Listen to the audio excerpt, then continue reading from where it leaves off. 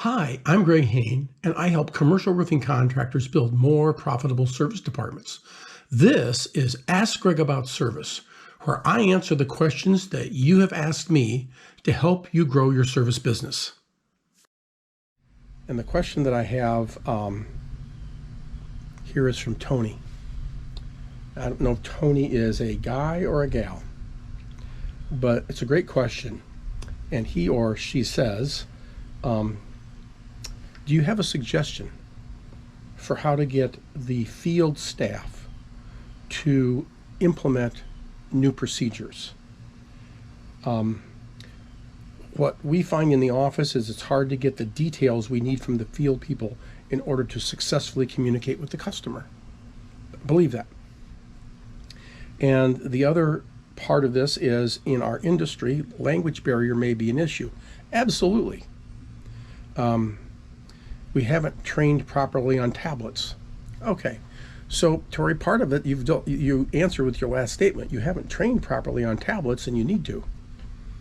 When the guys are out in the field, they need to be using the tablets. And with most service software, such as Dataforma, FCS, I assume RoofLogic, which are the big three, Java, which is the new version of FCS, you have the ability, when a guy takes a picture, to caption it, and the language that you see on the tablet can be in either English or Spanish. You have to enter it, okay? But then when they tap it, we'll print it in English. So you do have, with the language barrier, the ability to tap in one language and have it print out an annotation in another. So that can help.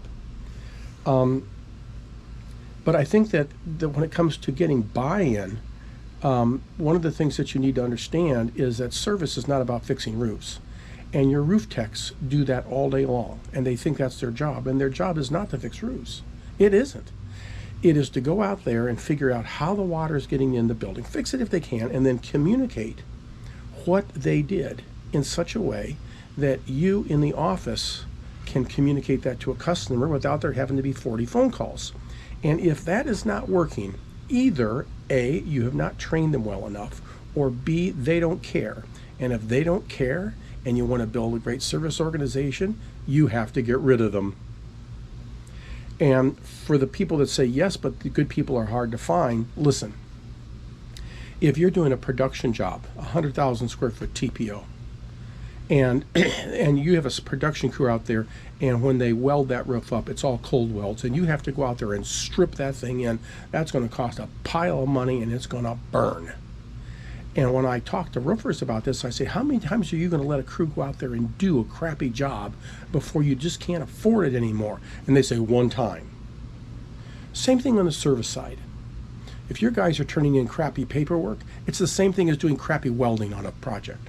If they're not turning in all their paperwork, it's like doing a recover and not putting in all the screws. It's ridiculous. You can't have it. So if you have them properly trained and they don't care, you're going to have to replace them. My guess is that this is more of a training issue, though, than a right person, right seat issue. Hope that helps.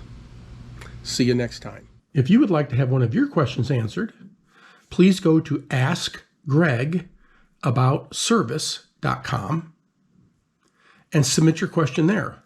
We'll be glad to respond to it and see if we can help.